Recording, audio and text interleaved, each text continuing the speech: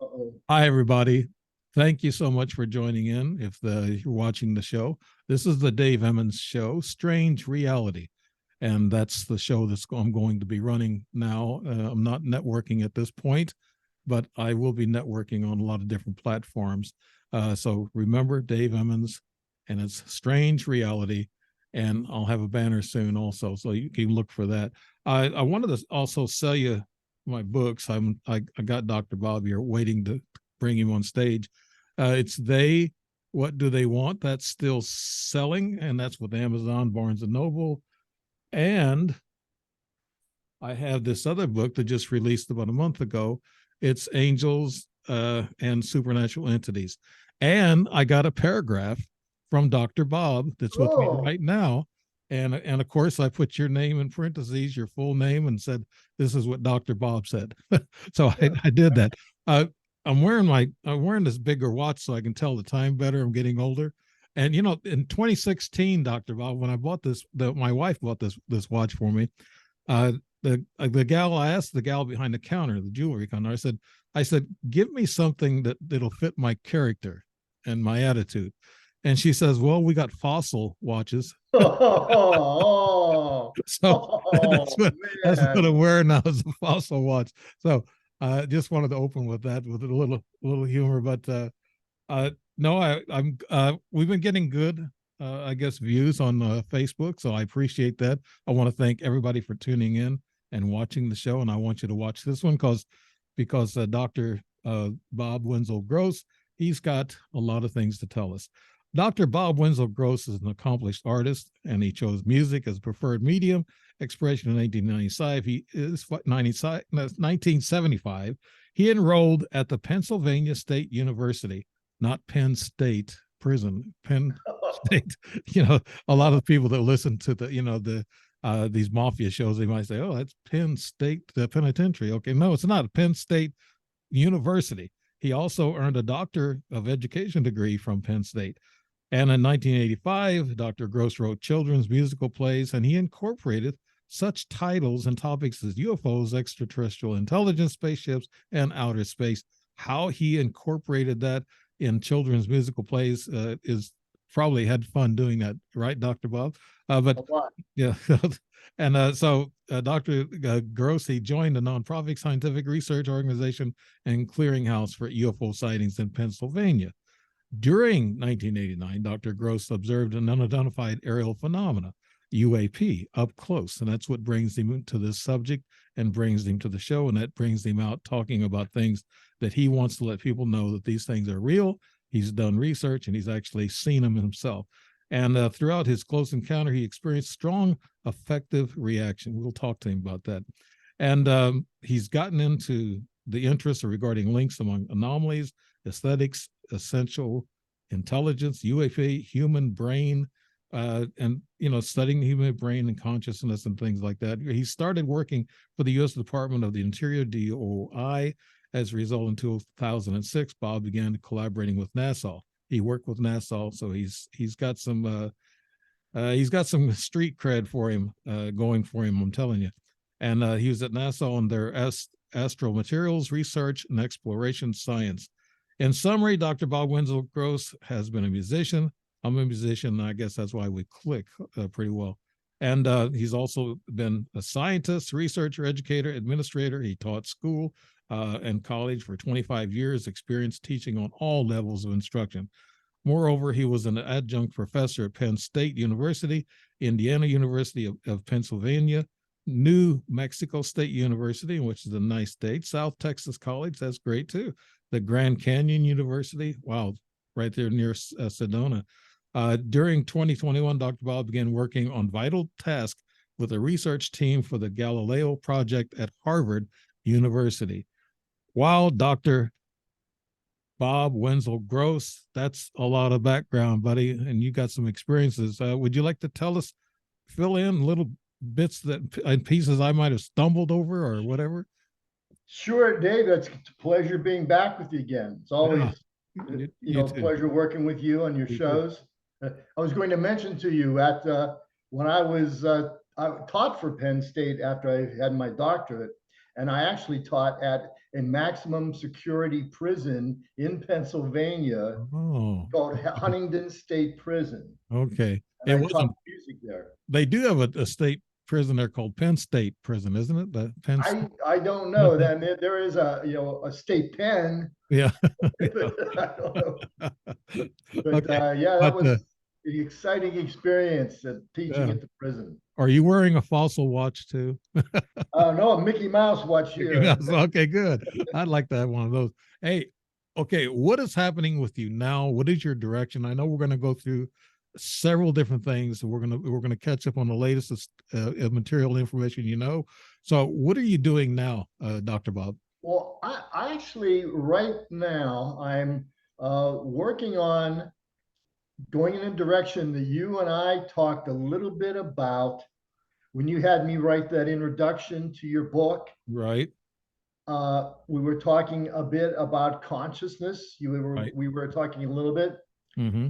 and my research based on things that have happened and things that I've experienced. Because, like you were saying, in my lifetime so far, I've experienced 6 UAPs, and 2 of them were up close.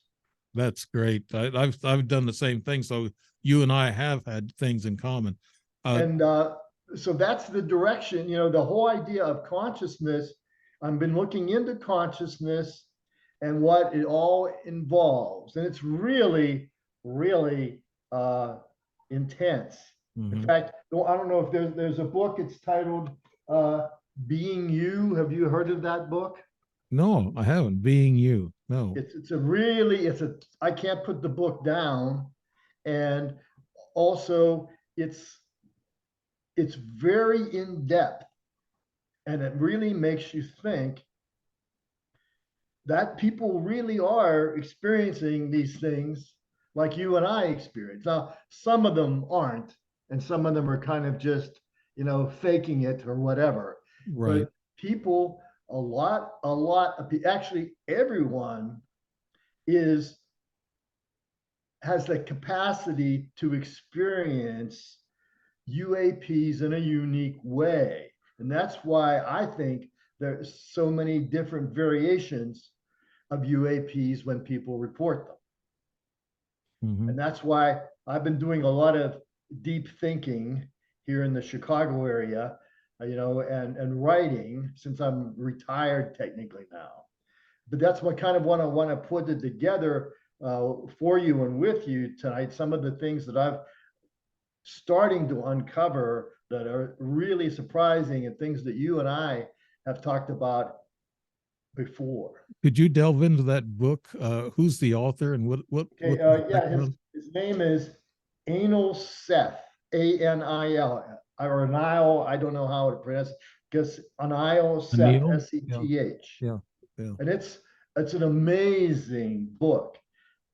He's got a scientific background, I guess, in psychology. Well, yeah, they're all the people that he's writing about are working in, like, I guess I would call it the field of neuroscience. And there's it's amazing. I find out I learn more about UAPs by reading and studying beyond the field of UAPs themselves. Dr. Bob, you mentioned a while ago that some people might visualize things differently. Some people might actually see the UAP up close, like you and I have, and we're actually able to come within 150 feet. And of course, Dr. David Jacobs says if you're within 150 feet, you're nabbed. They've got you. They either uploaded from you or they abducted you or something. But I look at things like this. There's cerebral, like memories that are pumped into you by these extraterrestrials. They can actually, download information to you.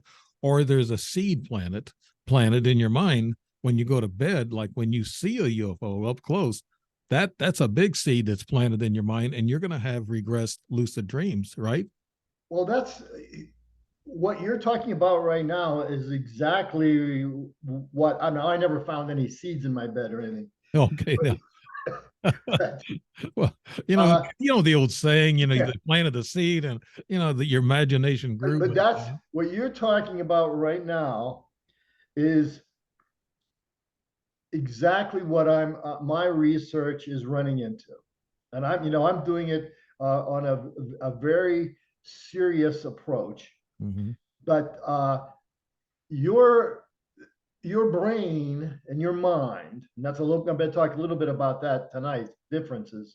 There, even though your brain is kind of that meatloaf type thing in your skull, Right. in your mind are the electronic signals that are going on inside of it. So the two are combined together.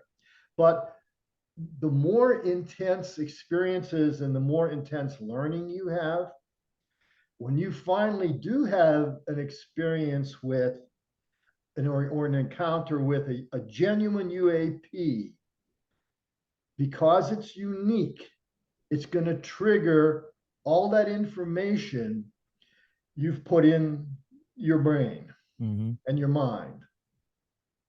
So, you were talking about we're both musicians. Mm-hmm. The key to this came to me when I was back teaching at Penn State. And I taught it, at the high school level, but I taught, I think 14 years it was at Penn State and at other universities. I'm an academic and I worked in research and all of that at universities. But what I was finding out that uh, music can only exist really in one place, and that's in your brain.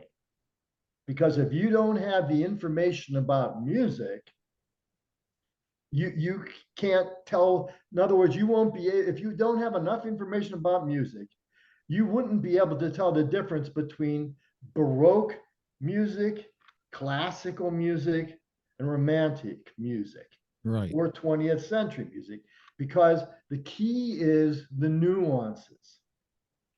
Okay, the key is the nuances from one stylistic period to another, or even between good music and bad music, Right. or good music and excellent music, or good art and excellent art. The difference is the nuances.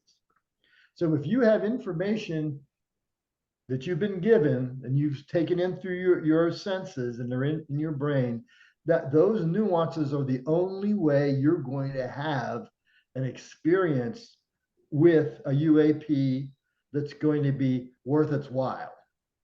Wow. So So that's a kind of like, lot depends on how your brain and mind works. right. And that's like the key word is consciousness. I know you mentioned that. Well, consciousness is a big thing, but you also have to be able to discriminate differences, like very fine differences in things. Okay. You mentioned a while ago, Dr. Bob, about a real UAP, and you're kind of comparing one that's not maybe a real UAP. Is do you, Correct. yeah, could you tell us about that? I mean, does the military have some of these things that are flying around Well, that we see?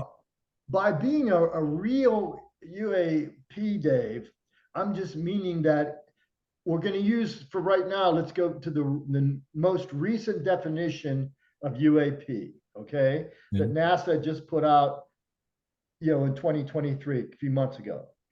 Right. And they changed the definition. UAP used to mean unidentified aerial phenomena. Right. Now NASA changed it to unidentified anomalous phenomena. Now a lot of people don't like that because they used to like the old UFO, unidentified flying object, and they liked the idea of unidentified aerial phenomena.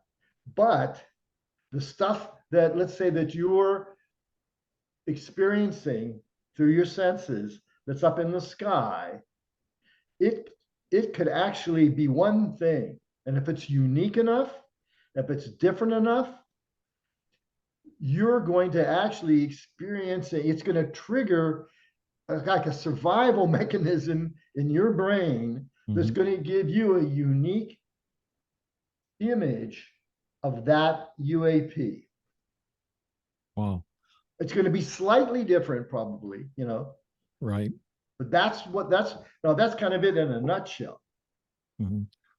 Now, are on the vice on the other side of that, let's say a real UAP, there I guess you've worked with the government and you know a little bit about this. I don't know how much you want to talk about it. We may be interfered with, like we've been getting interfered with. Normally, when you mention that, they don't mess with you after that. But that I'm laughing, but it's very serious. Oh, yes. I've had some real ticks going on around electronically, and also with cameras and all this other stuff. But do you think the military has something that could look like a UAP, as we would call it? You mean right now? They Yeah, could have, my experience, and I can't talk about all my experiences, right, especially when I was working with uh, the NASA and the Department of the Interior. right. Okay.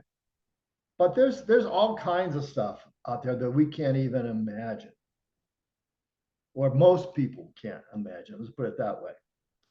But at the same time, there are people who,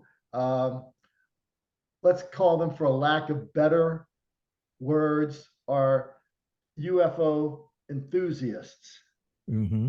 And now I've seen, like I said, 6 UAPs in my lifetime so far, and I'm 74.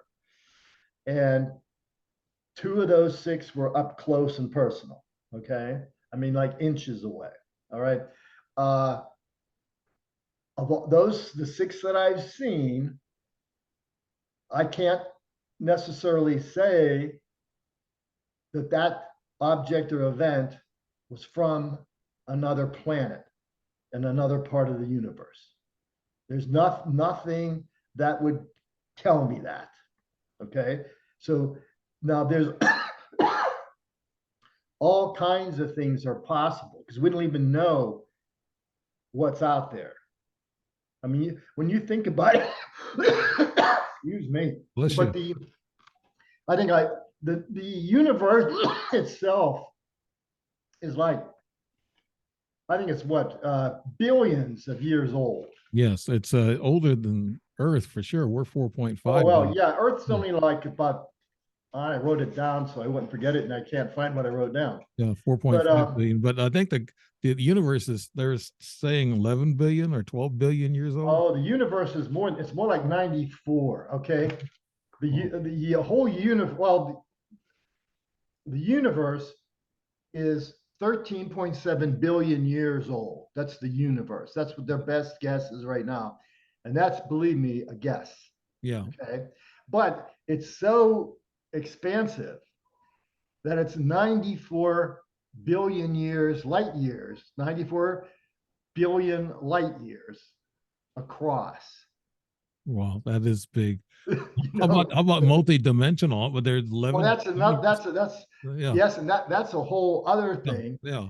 But Uh, like Earth is about 4.5 billion years old, and Mars was somewhere around 6 billion years old. mhm. So if you take into account those figures, if, and we're not even in a part of the universe that's highly populated or could be highly populated. Mhm. Okay, so the planets that are could be that highly populated with some kind of life could be 90 billion years away from us if they decided to leave now. Right.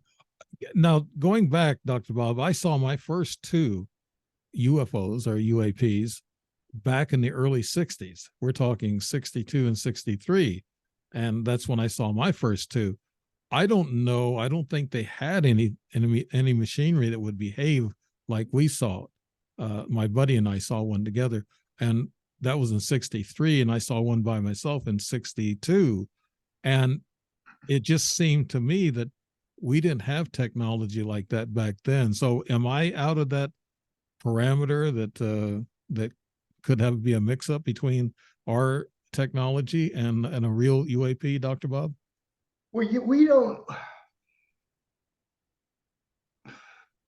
try to put this without giving away anything Yeah.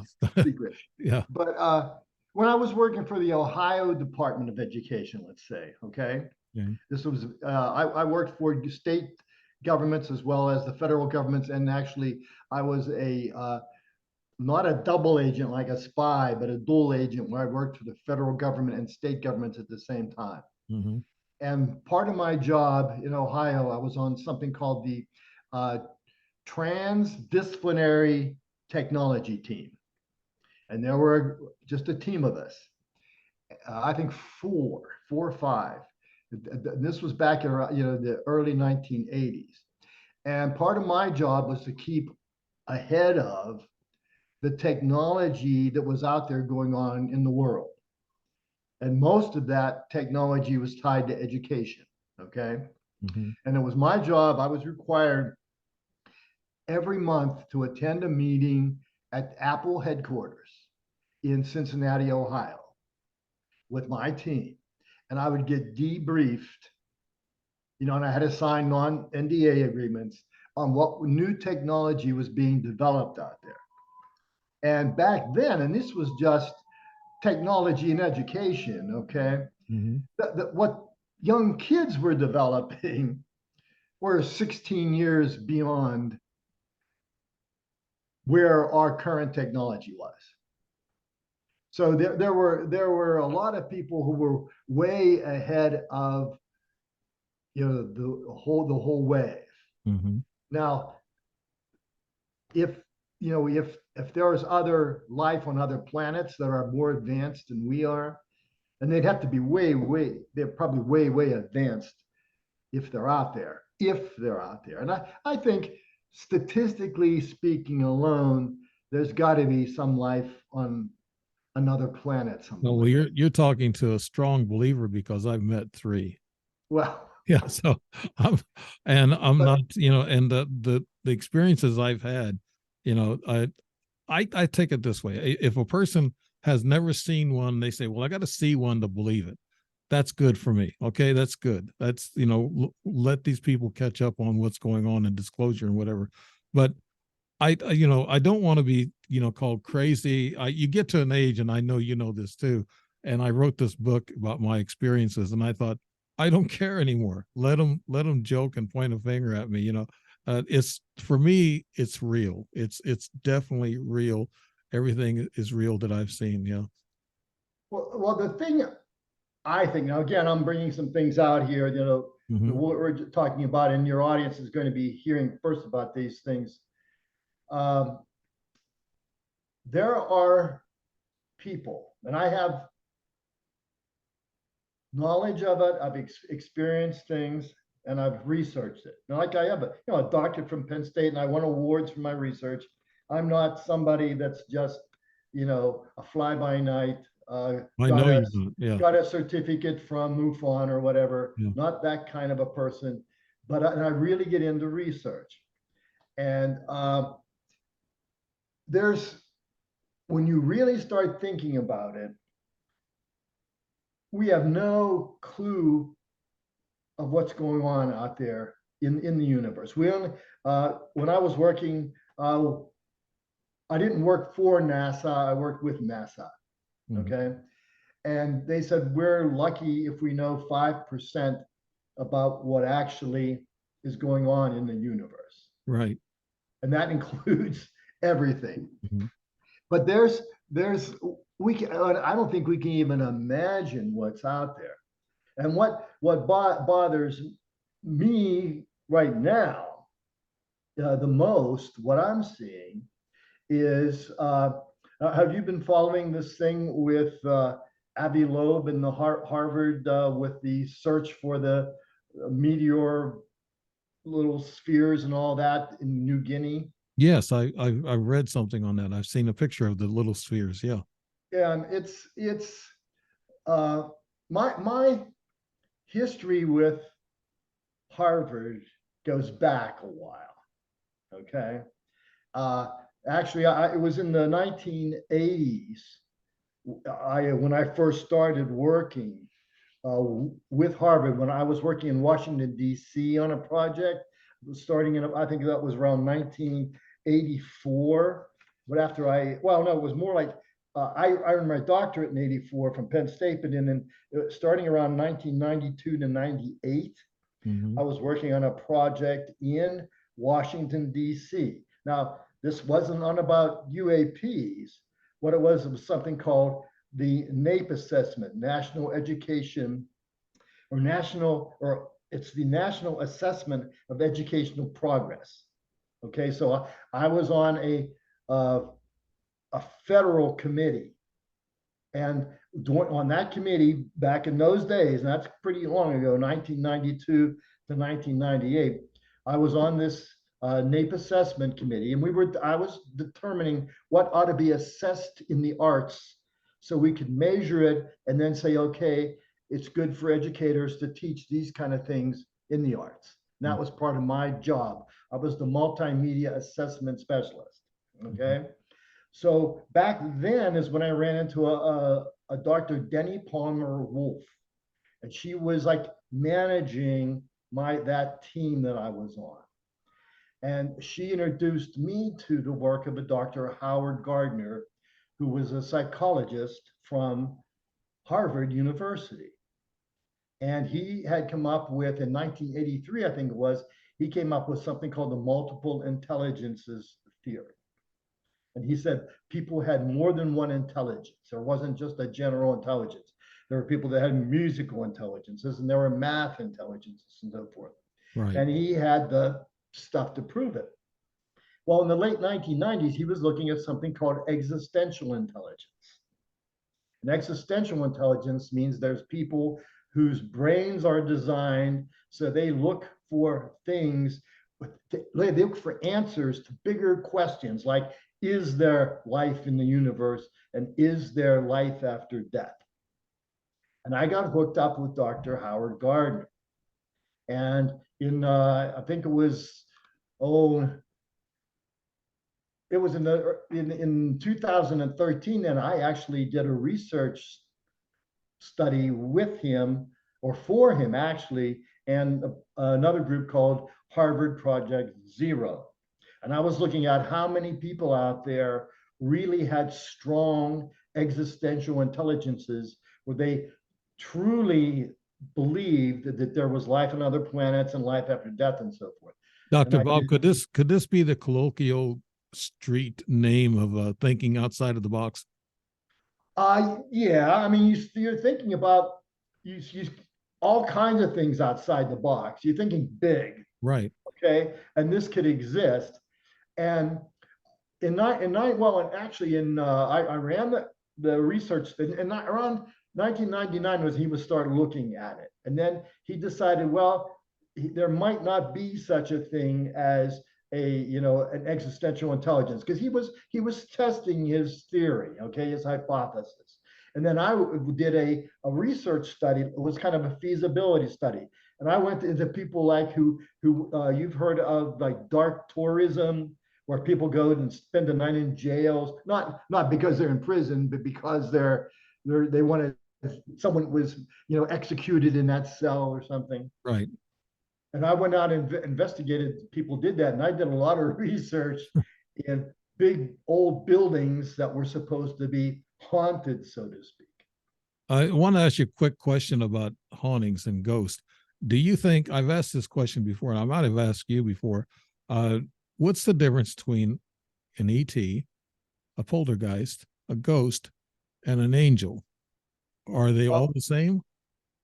I would say no, Dave. I'm not experienced like with like the angels. Now, extraterrestrials don't fall into that category, but there are several categories of, let's call them ghosts for lack of better name, okay? Mhm. Because there are ghosts that are streaks.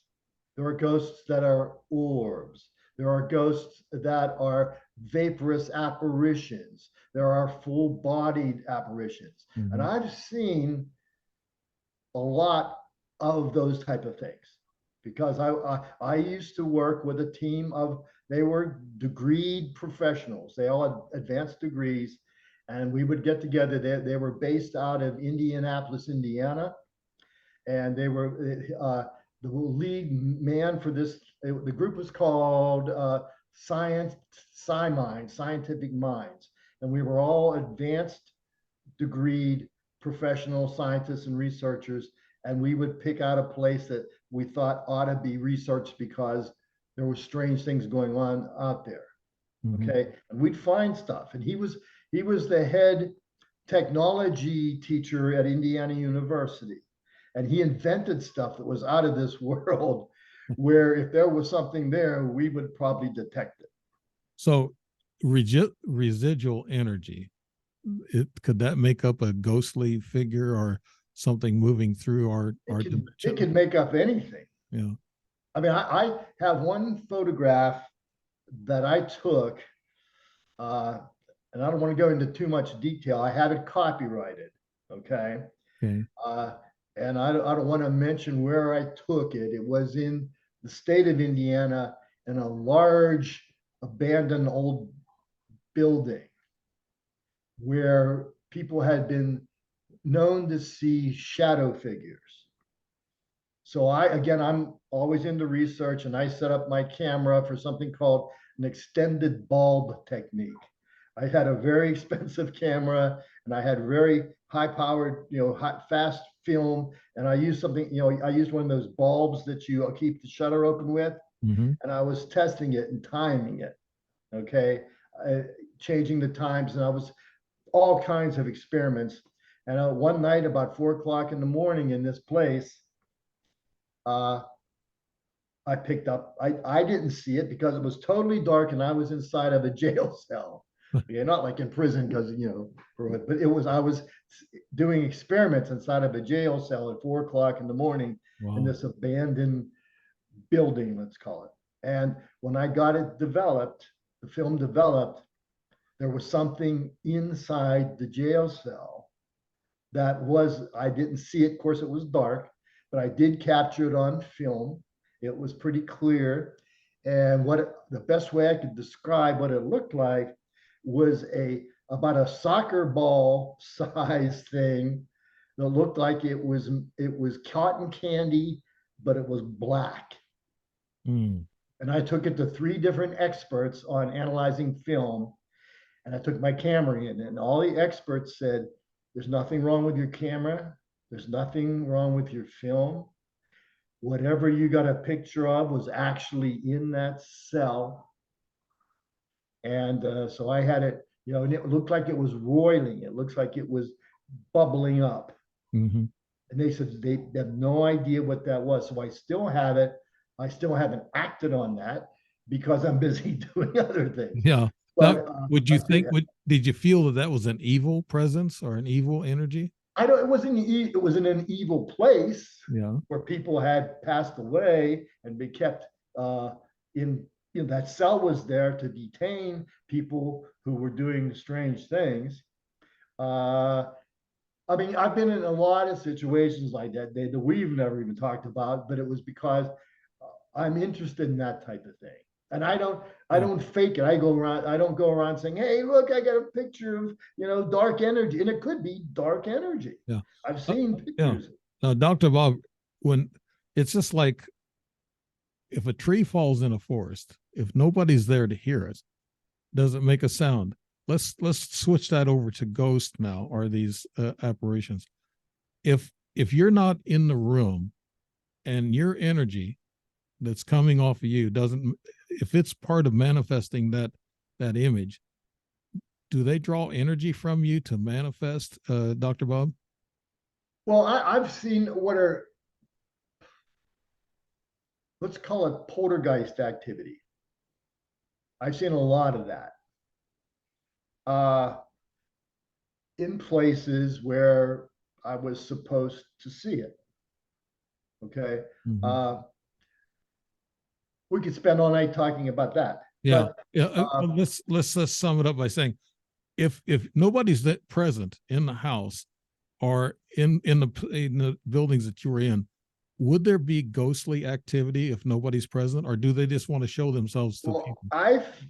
Especially when I worked with that team, yeah, we picked up on special cameras, things in rooms where we were not there.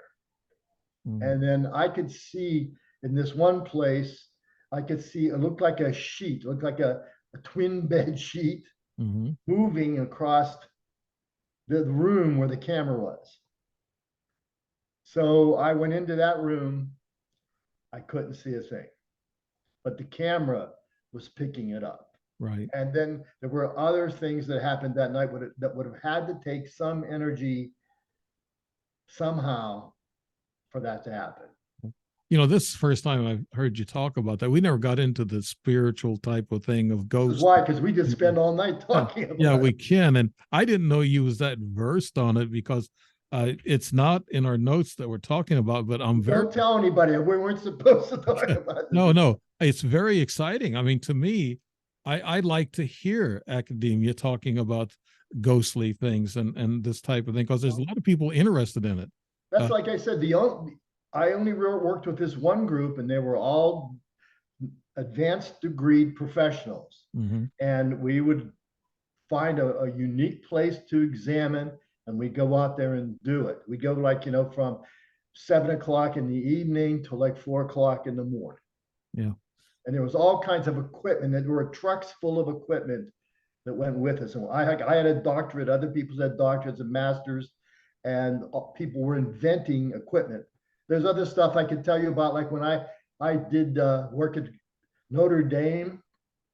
Okay, I was a docent at Notre Dame. I did like postdoctoral work at Notre Dame University, and I proposed something. I don't want to go into this now because it was really wild. I proposed a unit called the funerary arts, and my immediate supervisor wanted to turn it into a university-wide project because it was so detailed. And when they tried to get Notre Dame's administrators to approve it, they wouldn't approve it because they thought I really could detect something. Wow. Okay, now the ghost I find exciting because I got ghost friends. I want to give a shout out to Larry Wilson, who's written and researched a lot of ghost things here in Illinois. And him and I have been to a lot of meetings together. Great guy. But he talks about his research, boots on the ground in ghosts. But it's very exciting you bring that up. And I think that's it's worthwhile for me to get into that because usually it's all UFO for me. I'm a UFO researcher and a lot of and also consciousness and spirituality. Let's get back to the new UAP definition and why the UAP definition may be the best so far. And I want to bring a question up for you. I'm sorry, bring a question real quick. Now, these pilots who are seeing these Tic Tacs and they're releasing the videos on these things, these pilots are saying, wow, they don't know what that is. You know, that you can hear them, really saying, wow, this is really neat. But do they know, or is this just a show of disinformation? Good question. Some do and some don't. That's why I wanted to talk a little bit about what's going on with Harvard, now. Because I'll be honest with you, I'm pretty disappointed in what I'm seeing from Harvard. Because I had a lot of respect for them when I was working with them back in the 90s and so forth, with Dr. Howard Gardner. And, we did everything. And we can talk about that later. But what's going on right now, like with Avi Loeb, that group that he was working with in New Guinea, right? He started out by saying that they thought that they found parts of an alien spacecraft. Now, if you really don't do that way if you're an honest to goodness scientist who works for a large university. That's my opinion. But I did my work at Penn State. Like I said, I won awards. You just don't plant that seed ahead of time in people's brain because then people start thinking that. Right. And that's really, in my opinion, they shouldn't be doing that at all. They'll say, well, well, they also risk a lot of black SUVs pulling up beside their camps and telling them to stop, and we're going to take over from here. That could happen too. Well, it's just that. Like I said, I was working with Harvard back in the 90s, and I was working with Dr. Howard Gardner, and we were doing Excuse me for a second. Take another sip of that 1843. That'll clear you right up, Doc. You can't do my work and drink, really. I know that. But, I never have a drink before I do a show because I don't know what I'm going to get into. You know, I've been a listen, musician, I've been on stage, and I've done comedy. So yeah. I'm afraid I might just start, talking weird. Okay, let's get back on subject. Where are we at? Like I was saying, I really enjoyed working with Dr. Denny Palmer Wolf and with Dr. Howard Gardner, and I was in communication with him, and we were doing things for the sake of education and trying to get people to expand their way of thinking about things. Mm-hmm. And it took him, like when he first started out in his book in '83, he only had, I think, 7 or 8 intelligences. Like there was a musical intelligence, and there was, other intelligences that he added, but he did a lot of work before he would add a new intelligence. We had to really try it out. And that's why I was doing experiments with existential intelligence, because I wanted to try to help them out, and I had the credentials to do it. Mm-hmm. Now, what I see going on at Harvard, they're already starting out. They're saying, well, we think we found an alien spaceship. And you can't say that at the beginning and start planting that seed in people's mind. And it's like, why is he doing this? This guy's the head of the Galileo Project. And like, I started working with the Galileo Project in November of 2021. And I was in contact with Avi Loeb, and there are other members of it was called the research team. There were like 3 other members. I don't want to, mention their names, but and I have all the emails and screenshots and everything, Joe. And basically, what was happening was these were all, most of them, not all of them, most of them were pretty much professionals. They might have had master's degrees or something, but not doctorates. But everybody that was brought into the Galileo Project was supposed to be a top-notch person. And what I was starting to notice that, I can't go into detail, but basically what I was doing for the Galileo Project, I wasn't an affiliate or a research team member. I was actually doing work for the team, the resource team. And what I was doing, and I'm going to water it down because I don't want to tell you what I was doing, even though I never signed a non-disclosure agreement. Okay, I think people like yourself deserve to know. But what I was doing is I was training an artificial intelligence, an AI computer, how to recognize UAP. Okay, that's what I was doing. Okay, and I was doing this like hours a day sometimes. No pay. I didn't get any pay.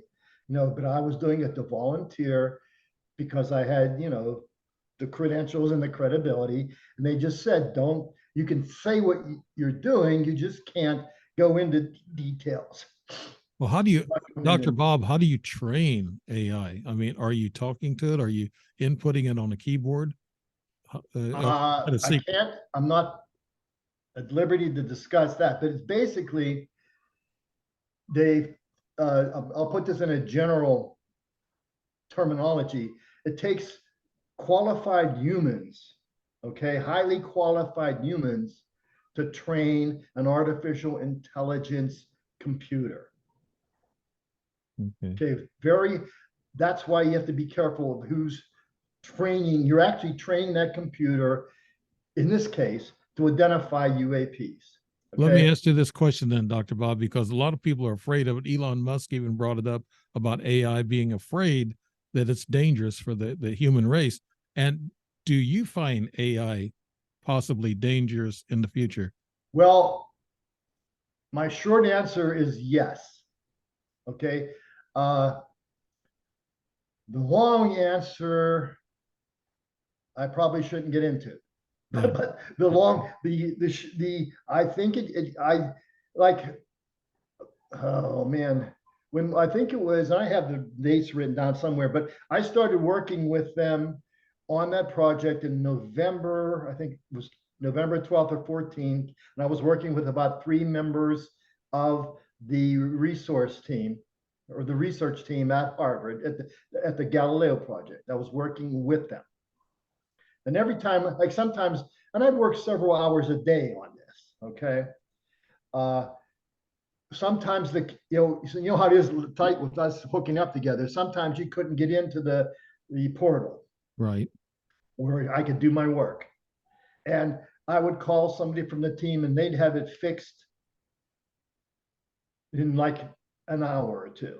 I just had a call. There were 3 members, or I'd email them. Now, I was also emailing back and forth, but not much with Avi Loeb, you know, because he's the one that recruited me because of my credentials. Okay. Could you tell us who Avi Loeb is, Dr. Bob?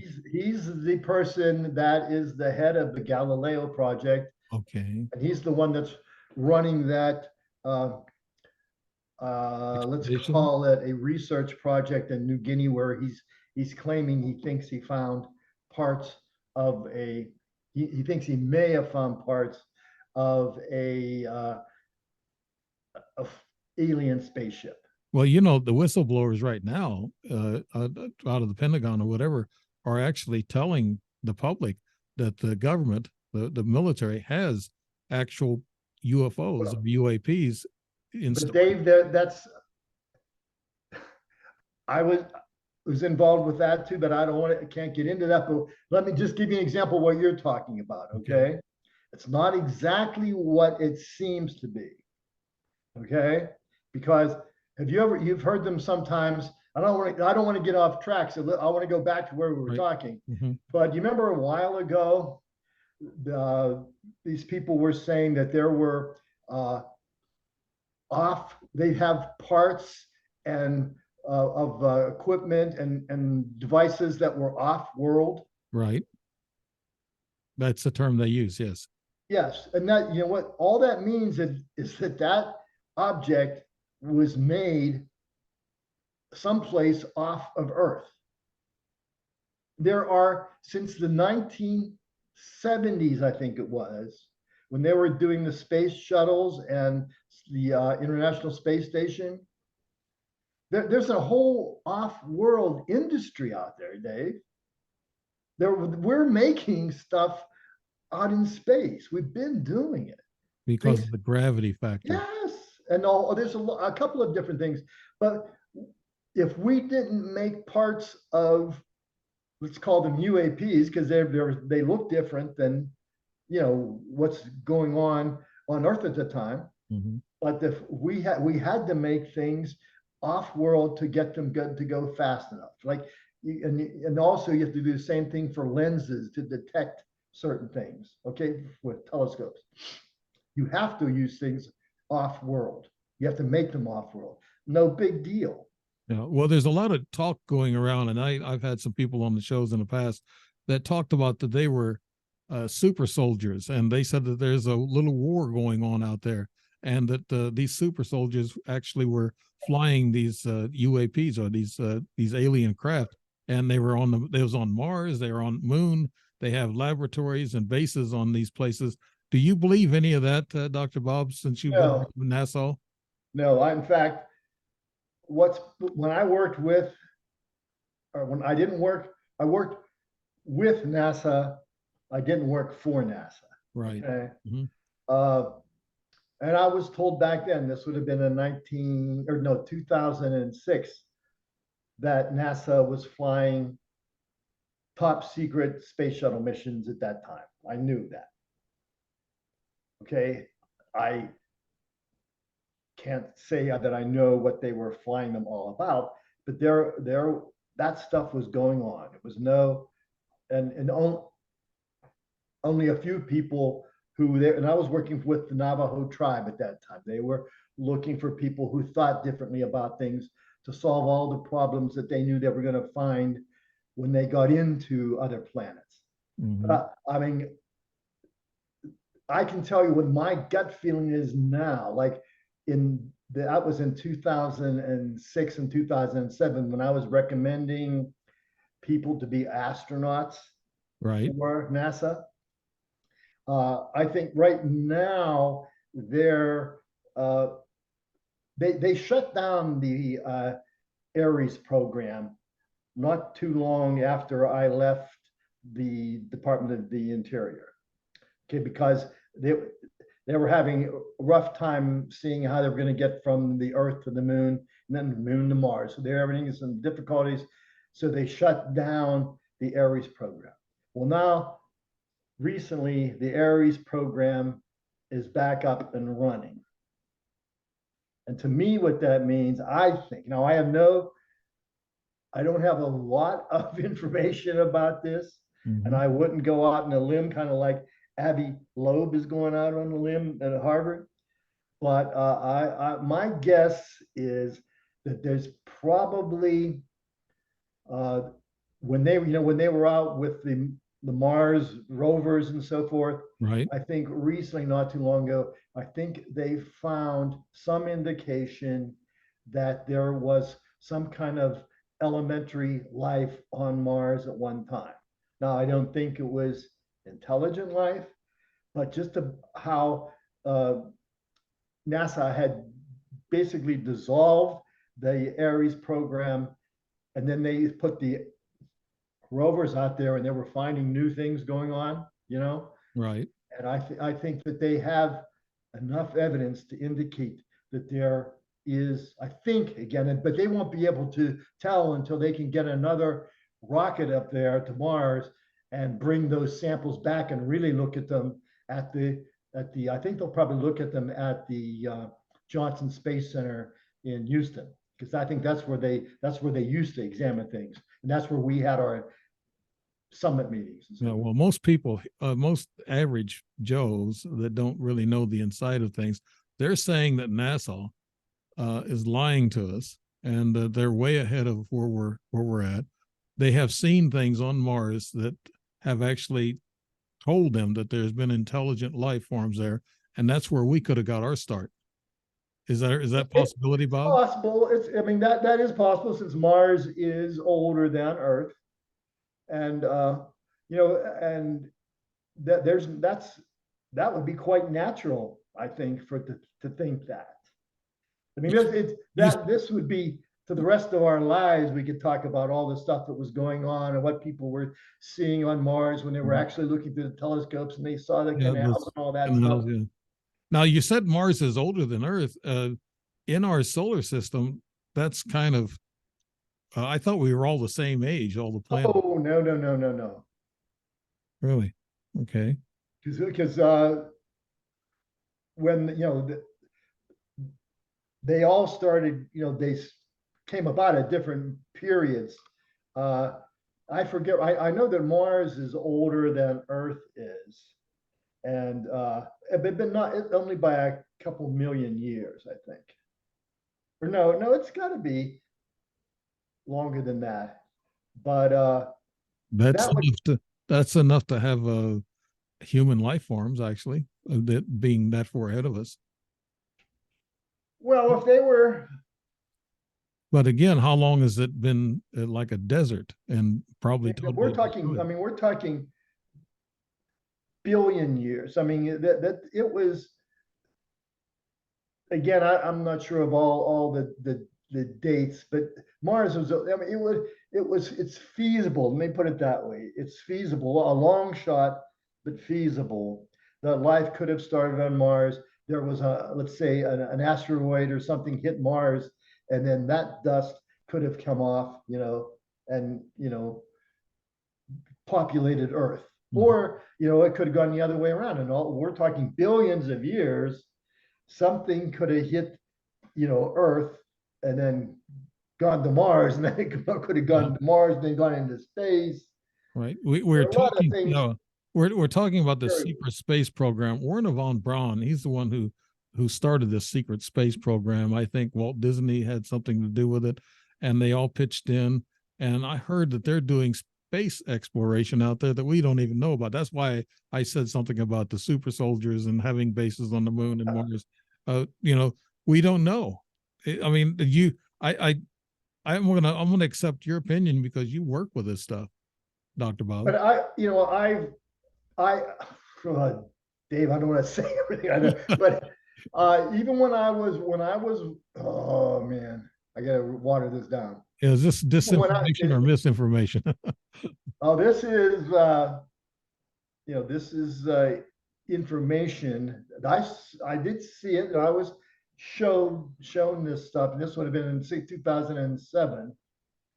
That I had seen robots in Houston at the Johnson Space Center that one was metallic red and one was metallic blue. They kind of looked a little bit like that robot behind you. Yeah, right. But they were when they moved, now I only saw the top half of the move, but it looked like a lot like a human being moving and not like a robot. Hmm. Yeah, they're further advanced on robots than what we I guess give them all credit for. The Japanese have a excellent like I was saying, when I was even working with the Ohio Department of Education, I was seeing things that were 16 years at least ahead of any technology that was on the market. Mm-hmm. Yeah, I heard it's longer than that, but I would imagine it is now. Yeah. Why is okay? Getting back to this UAP, since we're talking about space, this is all. We're not jumping topics. Actually, we're staying within the same realm of science. You said the new UAP definition may be best so far. Right. A lot of people were suspicious about the government changing UFO to UAP. Could you tell us, Dr. Bob, why that's the best definition?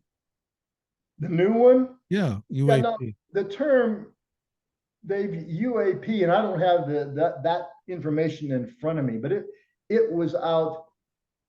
It was used before the term UFO was used in the reports by they were called UAPs before they were called UFOs, because that was in the 40s when they first started using the term unidentified. I think it was either unidentified aerial phenomena or unidentified anomalous phenomena. I think it was aerial phenomena. But that was being used in the 40s. And then it wasn't until 1954 when the term UFO came about. And that was because the Air Force didn't like the idea of having used the term flying saucer and, to describe something in the sky that people didn't quite understand. Right. So and then the whole term, the history goes on and on and on. But why I think UAP, meaning unidentified anomalous phenomena, is a better term than UAP, meaning unidentified aerial phenomena, is, and again, it's been in my recent research of the idea that people can be seeing one thing in the sky, okay? Mm-hmm. And if it's unique enough, like that they've never seen it before, and it's stimulating enough, their brain, with the information they have in their brain, and everyone has different information. Like when I say the word dog, everyone thinks of a different dog. Right. Okay? So if they all have information in their brains, they are going to, even if they're not trying to do this, but as a survival mechanism, their brain is going to conjure up an image of a UAP. Right. It's actually possibly different than what the object or event they're looking at. Now, you said here at one point, you said experiencing a UAP by the steps and then the benefits. Oh, yeah. Okay, let's talk about that for people who have never seen a UAP or UFO. And what about the steps? And then okay, this will be let me take a quick drink here of water. Water, okay. That's what I got. That's what I got, Dr. Brown, water. Sure, Dave. Now, I put this together now this is based on the research I've done, when I was researching and teaching at Penn State. And with my own experiences with 6 UAPs, genuine UAPs. Okay. Now remember, if you go back and look at the 2021 definition, a UAP can be a natural phenomenon, and it technically still is, today, that you just can't identify.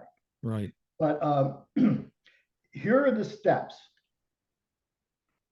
And this will happen to anything that anybody, hopefully anybody, runs across that is really unique. Now, I wrote these down, so I got them in order. If not, I think I know them well enough to tell them to you. But if let's say you're outside and you're looking up in the sky, and you see something up there, and you're not sure what it is. You say, oh, it's not a bird, it's not a plane, it's not Superman. It's nothing that you've ever identified before. And you can't identify it. You can't recognize it. Right. Your brain goes to work on that. And technically, I think it goes to work on that because you want to survive whatever that is. Yeah. Okay. If it's like some kind of big eagle or man-eating bird, or you want to be able to get away from it or do whatever you need to do because it's something you don't know what's happening. Okay. So let's say you look up and you use your senses, something, either you see it or you hear it, but probably you see it. And by the way, Dave, most people, the experts say, have 5 senses, your sight and smell and taste and touch and all hearing and that type of thing. Some experts say we have 33 senses.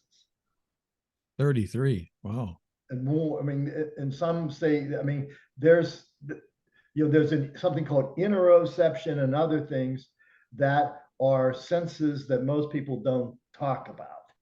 And some people are better perceiving because you perceive things through your senses, okay? Some people are better perceivers than others. Just like some people are better runners than others, and things like that, and better musicians than others. So you have to keep all of that in mind. But let's say you see something up in the sky that you cannot identify offhand.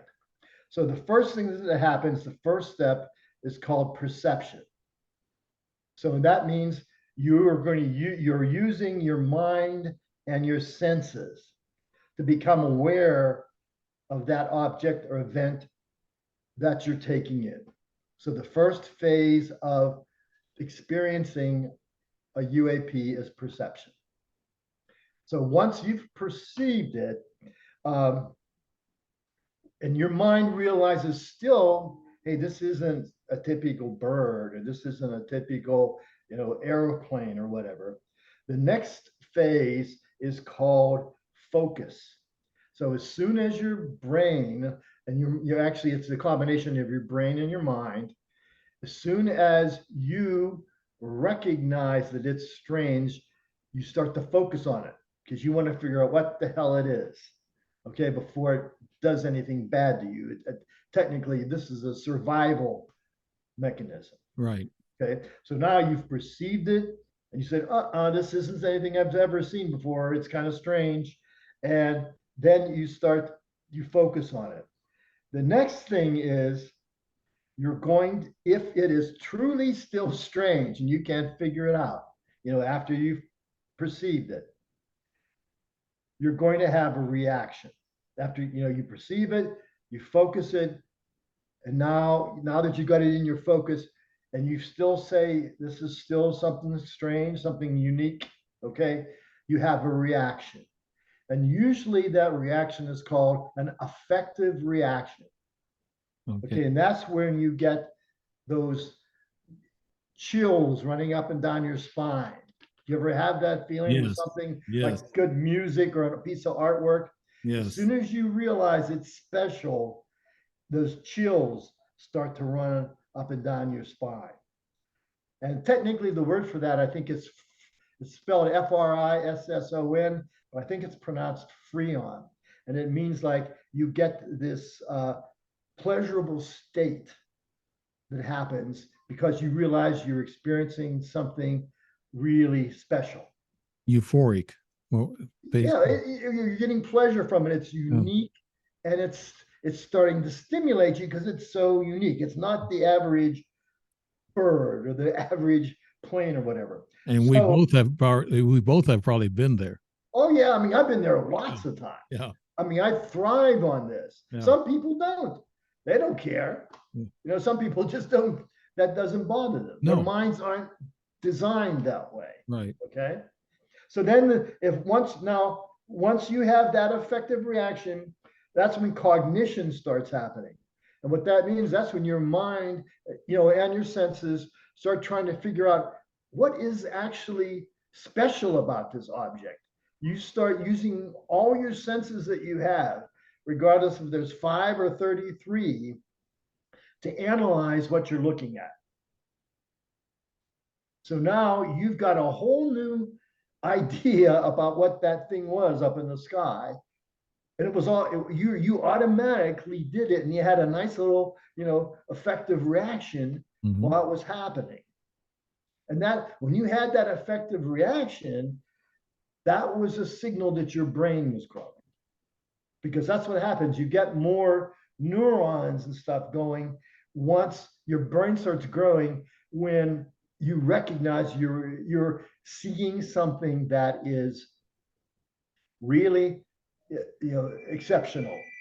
And yeah, it's kind of like traveling too. When you travel a lot, you learn more. You see things. You perceive things. Yeah. Sorry, I forgot that. That's okay. But yeah, exactly the same thing. Exactly. So now you have all this information in your brain that you didn't have before. And you can use that network. It's called neuroplasticity, meaning your brain has grown. Oh, it really grows. Yeah. When you see a UAP. Wow. Well, I consider ourselves lucky then.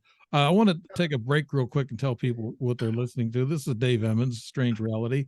You're listening to Dr. Bob Wenzel Gross, talking about different subject matters tonight, UAPs, to ghosts, and we're actually getting in a lot of interesting things, and we're leaving off with the benefits of seeing a UAP or something different and strange that we're not used to. Is that right, Dr. Bob? Yes. And then the whole thing is that you could not have any of that aesthetic experience if we in a culture that appreciated UAPs. Right. First, you have to have, we're living in a culture, let's say like some Aboriginal culture somewhere in a tribe that's away from everything, and you never even saw an airplane, you could not appreciate, it would be too far out for you. You couldn't appreciate and have that aesthetic experience and have that brain growth if your culture didn't involve, if it didn't accept UAPs. Something that could parallel whatever you're looking at. But the Aborigines have drawings and they have paintings of actually the ship. Well, I was just using, but like for there were cases like with certain tribes that were in the middle of nowhere, and I forget what it was. A plane flew over, and I think it was a Coke bottle or a desk or something that somebody threw out of the plane, and the tribe started worshiping that because they didn't know any better. But you have to have a culture has to exist where you appreciate, like example, what we're talking about, UAPs for what they are. So if you don't appreciate them, that there is some value, very little people realize what you and I just talked about, that your brain, anybody, it just isn't you or I, you know, that your brain actually starts growing when you have these kind of experiences with this that have aesthetic reactions. That's great to know, Dr. Bob. Great. Papua New Guinea actually was the island. I think you're talking about where these planes.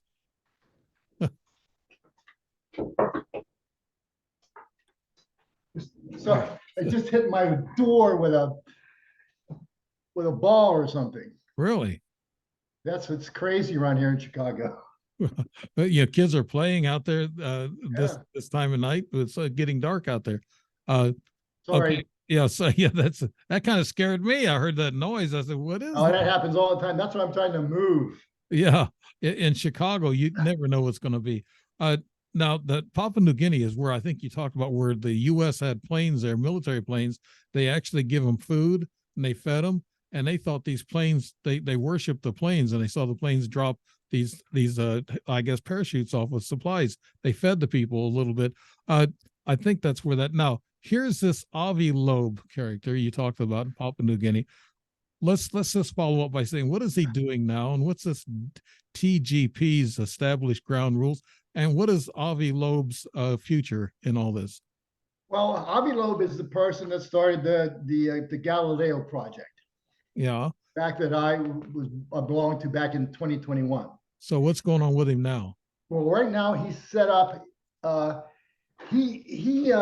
I'm coming to trying to wrap it up. I'll try to sum it up pretty shortly. But he set up the Galileo Project. And that's when Galileo Project was going to be looking for life on other planets too. Yeah. Okay. Kind of like other things have done. But what happened to this UAP he said he found? What's the latest on that? The latest is he got millions of dollars from somebody, gave him a gift, and he had heard that there was in 2014 there was a meteor that landed in the ocean near New Guinea there, okay, Papua New Guinea or wherever it was. He maintains that really wasn't a meteor. He said, and if it was a meteor, apparently it was a meteor from outside of our solar system. It was an interstellar meteor. Yeah. So that would be important to study, okay? Because we could take a look at the metals that might exist outside of our own area in the universe, or in the solar system or whatever. But he's also claiming he thinks it was a spacecraft from ancient aliens, that traveled here, and then they wrecked when they got right to Earth, and it crashed into the ocean in New Guinea. And did they ever analyze those little balls that he found? He hasn't yet, but he's claiming he's already saying there's a good chance that this meteor that crashed, okay, was not just a meteor, but it was a spacecraft from aliens were driving it. Yeah, I guess we'll have to keep up on that. Avi Loeb, remember that. Yeah, but it's pretty. That's one thing. I'm surprised. Working with Harvard, that's why I was telling you about that in the past. I'm surprised that Harvard allows him to do that. To me, could this be just some kind of a way to get money? Or again, it's hard to believe anything anymore, right? Yeah, but to say that, like I said, the universe is 94 billion 94 billion years across and so forth. To have, even if it was a spacecraft, to have that one spacecraft land just on Earth in New Guinea, it's the odds are pretty. And when you start saying things like that, people think, since he is a doctor and he works for Harvard, a lot of people believe him. And there's more and more people that are doing that. And now what is, it's, to say that it was a spacecraft, that's misinformation. And then if you do it on purpose, you've got disinformation. Then you've got this whole cycle again. Right. Yeah. Disinformation. I said, I don't know who to believe anymore. let's get into this last component of this UAP experience. You mentioned something about the consciousness component of a genuine UAP experience, and then consciousness at its simplest. Could you explain that to us? Well, again, this is my most recent research that I've been looking at and comparing it to my own experiences. But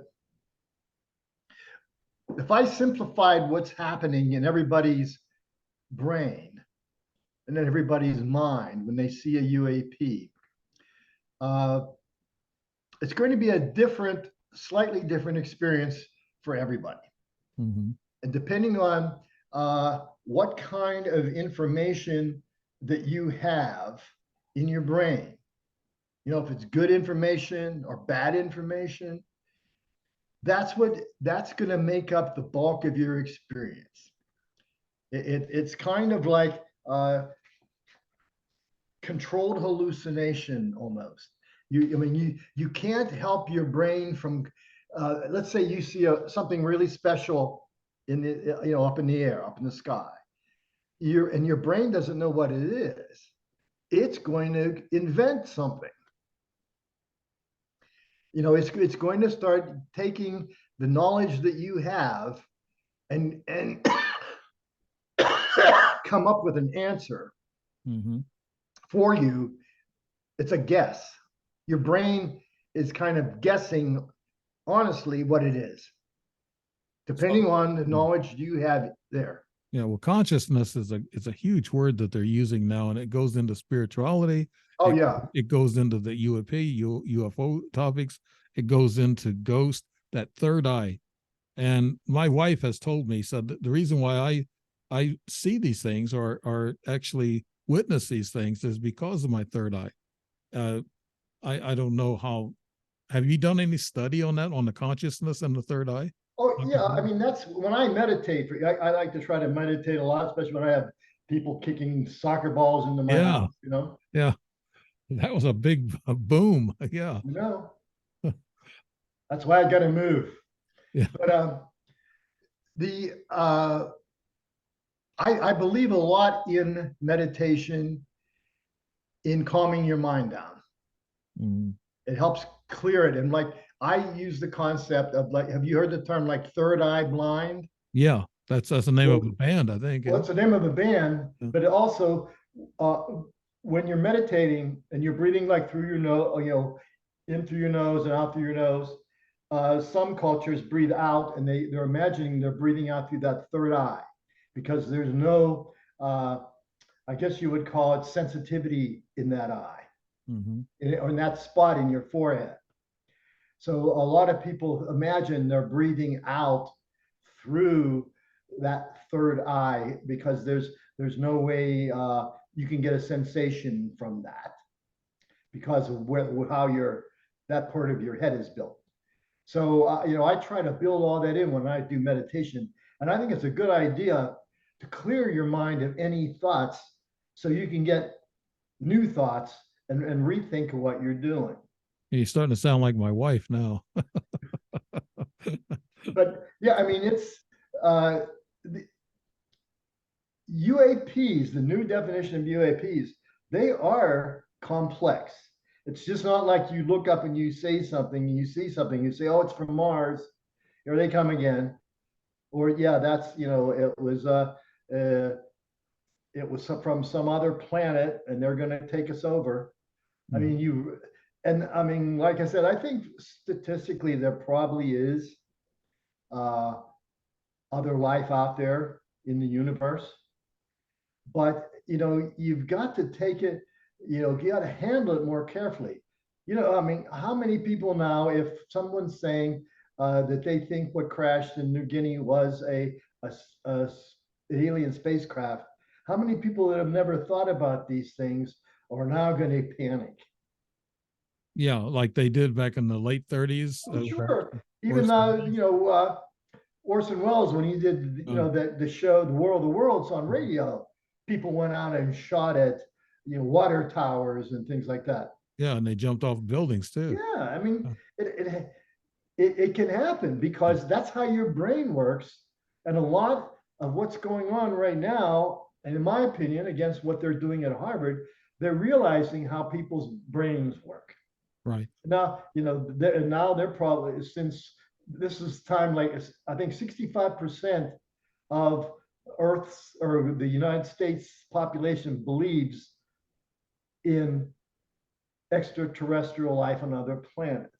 So people are going to buy into this. This is going to be a money-making grab for anybody that uses it right now. They should really wait till they find out what it is before they start announcing what they think it is, in my opinion. A lot of contactees of UFOs, ETs, or UAPs, and even myself, we kind of get this message that the extraterrestrials actually want us people here, those humans, to be more peaceful, to be more, have more consciousness about things and what's going on. And I think you did a study with NASA with people perceiving things that they have never seen before, and be able to conceptualize what they're going through. And with the Native American Indians being kind of like the actually some of the experts in this type of thing culturally to perceptualize things that they haven't seen before and not be afraid of them. And I think we talked about that before on another show, but this thing about consciousness, I think what the ETs are wanting us to do before they come down and land behind the White House. Well, I don't think I'd want them to come to the White House right now, but but just the fact that you are, depending on what you bring to the situation, what kind of thoughts you have is what you're going to think about a UAP, especially now that you know that it's more of a stimulus that's going to trigger your brain to work. I mean, I've like,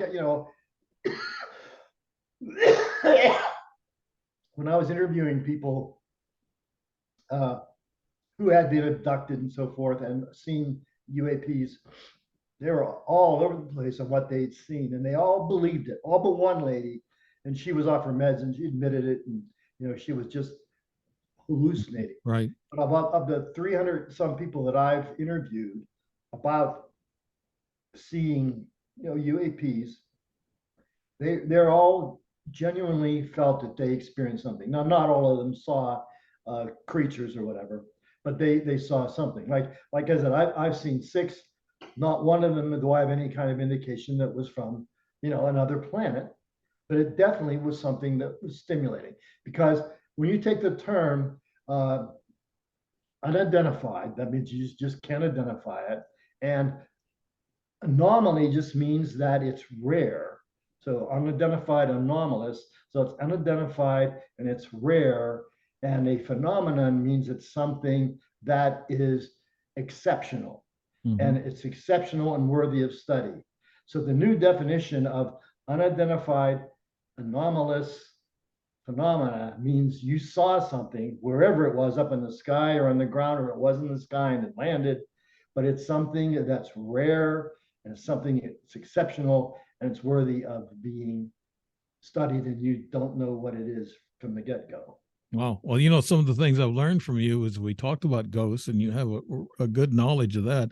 And there's a lot of people interested in that subject. And then we talked about UAPs and definition, and we're down now to consciousness, and which is very important, I think, to people to understand and to break out of that box that they have on their head and say, yeah, let's think about all this stuff. But it's not just certain people, Dave. I'm seeing it as everybody's experiencing some kind of consciousness. I mean, you have to. Right. Right. I have a twin brother, and he doesn't see things the same way I do. You know? Yeah, I've got a whole family that believes, and they've seen UFOs, UAPs, and they know me, and they trust what I've seen. They've actually witnessed some of the things that I've seen, so I've had witnesses. But I'd like to express out there to people that really want to study this thing, in which Dr. Bob has been talking about. The consciousness thing is looking up. It says if you want to really see God, or you want to see something spatial, keep looking up. Don't look down all the time. A lot of people will have this box around them. They don't want to believe in anything outside of that. that's some part. That's part of the holdup, and that's the extraterrestrials are waiting for us. Not the Exact. They just not just the whole extraterrestrial thing, but my background was in the arts, and my doctoral was in education, and then a major in music education. right. And what I started noticing happening starting in 1997, okay, they started removing music and the other arts from the schools. Yeah. And that's when I started noticing that people weren't thinking like they could think. And because when you're studying music, for example, you're learning how, like, the difference between, when I first started studying music, like as a 15-year-old kid and playing clarinet, I didn't know the difference between classical music and, romantic music and Baroque music and Gregorian chant. I just knew it was music. Right. As I started studying it more and more, I could discriminate things about it, and that stuff stuck in my mind. Right. And so now I can discriminate. I can tell basically if it's romantic music and possibly who wrote it, or if it's, Baroque music and possibly who wrote it. I could never do that before, but it was because I studied music and I could pick up on those nuances. Right. Yeah. When you interviewed those people that were contactees, there is an element of tangibles. I mean, a tangible is something like you see a UAP up close, and you've seen something, and something happens to you. You have these regressed dreams.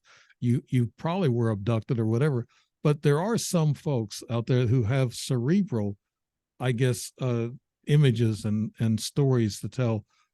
Do you think, Dr. Bob, that somebody has to really have a tangible connection before their cerebral memories and their dreams can really be telling the truth? Well, you mean by tangible, you mean something that is That you a see. real Yeah. physical Yeah. or something? Yeah. Um, what my experience is that it's all over the place, Dave. Like I have, and I cannot, you know, get into detail because I have non-disclosure agreements Mm-hmm. with some individuals that they were abducted, but they weren't abducted by aliens or other. They were abducted by other people, but were, and special things happened to them, but they were not from another planet. Yes, I know what you're getting at. I don't want to really mention that. I know what you're talking about because I think I've been burnt. They call it in the secret world of CIA and NSA. It's called being burnt. So when they burn you, they keep track of you and they watch you. And so I know who those special people are. I don't want to mention, like, because I don't want to get into Yeah, I violent. mean, I know too much about that stuff that I really can't even talk about. But a lot of times people don't get physically burnt. Sometimes they get gifts. Those their let's say their talents are increased. What I meant by burnt, Dr. Bob, is that you're being you're being tagged and you're being watched. There's elements out there that want to know what you know, Oh yeah, UAPs, and they want to know that. And if they think you know something, they want to know that too. they'll keep track Yeah. of you. Can I mention one word? My labs. My labs. Yeah, but I forget what were you saying? Something before well, I think you were asking me, like, did they really have to physically see something? Yeah, something tangible that's within their grasp. They know it's real, and then they have these regressed dreams and lucid dreams, like I have. I've seen these close-up UFOs, just like you, but I've actually had regressed dreams, lucid dreams that are very real. Yeah, I've had, see, that's, and again, like, when I was in my mid-20s, I'd say, I had 3 to 4 dreams, okay, and they weren't vivid in that these were more like animations that I saw, Mm-hmm. and they were planes crashing, and they were like they were like cartoons, but very well drawn cartoons. And I'd say they probably happened from the time I was 24 years old to about the time I was 28 years old. And 3 or 4 of those dreams came true. Wow. They And kind of, then, yeah. and that kind of shook me up. I don't know if I ever told you about the dream I had about what when I was going to Duquesne University about you know, this was back in the 60s, and when radio stations back in Pittsburgh, they didn't come on until later on in the morning. So, you know, we sometimes we left for our first classes, and the class, like, we commuted in a TR4. Do you remember those? They were little sports cars, a Right. Yes, Triumph I do. TR4. Mhm.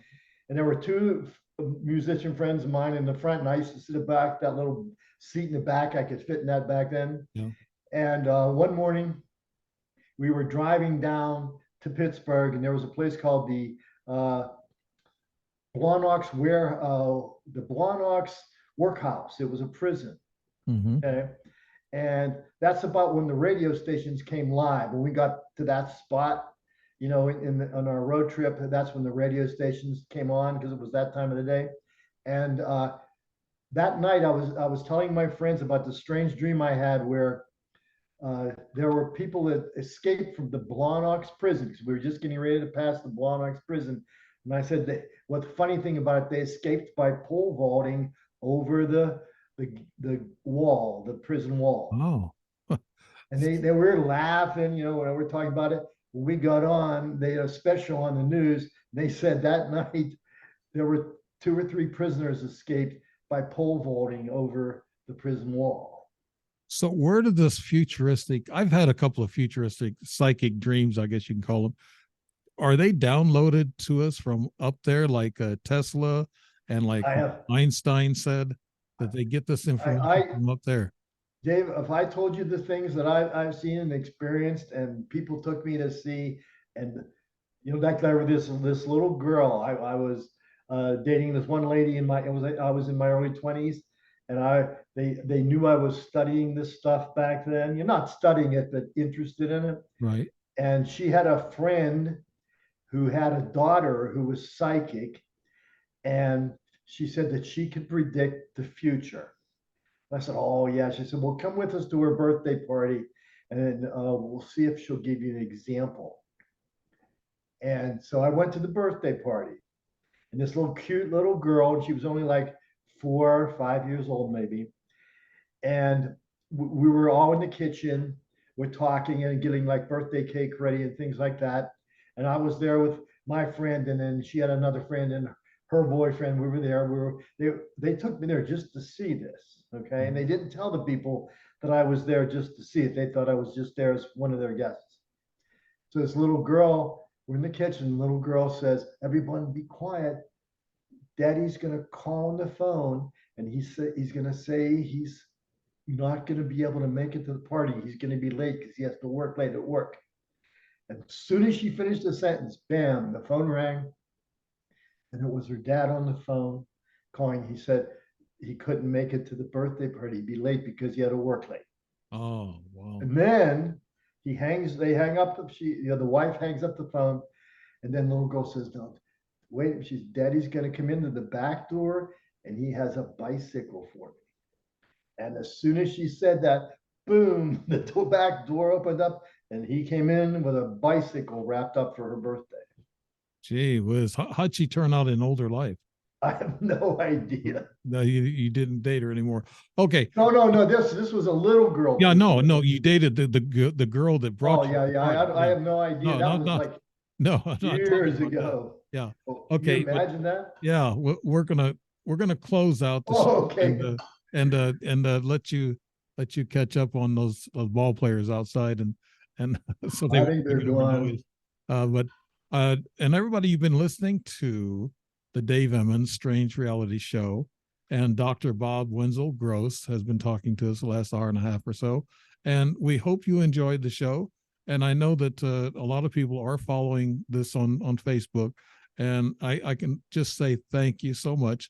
But there is so many things that we need to learn and be enlightened about, and the guests that I have, like Dr. Bob here, they tell us the stuff that we need to know, and also something that'll give us a little food for thought and consciousness, meditation, and opening up your minds to what's really going on out there. The world is not what we think it is, and our history is not what we think it is. It's all, sometimes we can say it's a pack of lies. Some of it, it's a lot of it's misinformation, disinformation for control of all of us. And also, I wanted to say something about this thing that's going on, Dr. Bob. I mentioned to you earlier about a lot of the talking heads are the people up in the ufologists that hierarchy on TV and everything. They're starting to say now that the only credible sources are pilots, military, and that type of thing. The commercial pilots, police. They're saying now they're the only credible people that's coming forward. And they said the person or the people on the street, or the average Joe, cannot be really credible all the time. And so they're kind of dismissing a lot of us plain Joes out there. And it bothers me somewhat. I've heard this on TV. Now it's becoming a talking point, I guess you can say, from a lot of the ufologists that are saying now we have these pilots coming forward and the military coming forward. Now we're only going to believe those sources, and we're not going to be looking at the Joe on the street, or the Mary on the street with their contact information and sightings. So we're just going to rely on credible sources. I guess they're actually saying that. That bothers me somewhat, because I've been a plain Joe on the street forever, and I was in the military. I had top secret. I was never trained to notice UAPs or UFOs. I was never trained in that area. So I don't know why they're talking about the military being they're experts. They know. I knew the planes in Vietnam. I knew what the enemy planes were and what our planes were. We never studied anything past that. We never talked about that stuff. But I don't know what they're getting at, Dr. Bob, but I hope that they let the common contactee tell their stories. What's your feelings about that before we close? Well, that's why I've been advocating something called unidentified aerial phenomenon education. And I created a whole curriculum on it, because I think now that they're taking the arts out of the schools and so forth, where people cannot discriminate things, Mm-hmm. you can, and I've done workshops with NASA again, and other groups, that by studying UAP, seriously studying them, and I've developed a whole curriculum around that. They can be taught in the schools, the high schools, as well as in the universities, that will give people that information that they desperately need. Right. And they'll make them smarter people. Right. And their brains are going to grow. And now with an increase sightings of UAPs, they're talking about increases all the time. So we need this enlightenment. We need this type of self-discipline. You're 100% on. It's got to get into the schools where they really learn about it, and not out on the street. Right there. There you go. Okay, we're going to close on that. Dr. Bob, where can we find you on the internet? On the internet, I don't know. I've been having. I used to have a website, and I don't know. Like, with all the problems I've been having lately, with the website, I can't think of the name. I had it right here, but it's www.bobwenzelgross.com. Okay, that'd be good enough. They can go there or look you up, Dr. Bob Wenzel Gross, on Google. And I tell people they can do the same thing with me. Just look me up, and they can find out all the shows. They can find out all the my books. They can read about my books in Google, and also Amazon, Barnes and Noble, Netflix. But I want to thank you, Dr. Bob Gross, for being on the show. Thank you for having me, Dave. We always have a good link up when we do a show, and it's very casual, laid back. I love that, and I hope the people out there also like the show and listen to it, be enlightened, and God bless everybody out there. And in these hard times, it's difficult. It's really tough times now, and everybody's kind of drawn apart from each other. are pulled apart from each other now. It used to be that neighbors go to porches. Now they don't. They don't even get outside too much anymore. I guess because the last 2-3 years, what went on, I don't want to say. But we're going to say good night, Dr. Bob, and thank you so much. And good night, everybody. Night. Thank you.